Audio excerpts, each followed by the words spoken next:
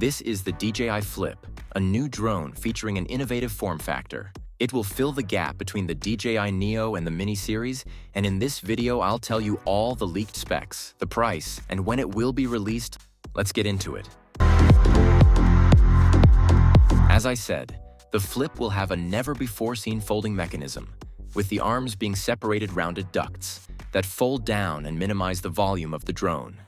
The DJI Flip will fill the gap between the Neo and the Mini series, as it will still be able to fly autonomously with quick shots without needing a remote. But compared to the Neo, it's more oriented to photography with a 2-axis gimbal and a 4K sensor. And being bigger, it could possibly handle winds better compared to a small drone like the Neo. So it's something in between the two drones that could be the right choice for many casual users. However, it's still not certain if it will fly FPV. In my opinion, it won't. Mainly because of the folding design, but also the gimbal. That makes it more focused on photography. Let's now talk about the price and the release. The Flip will start at €439 with RCN3, and it will be released in the first months of 2025.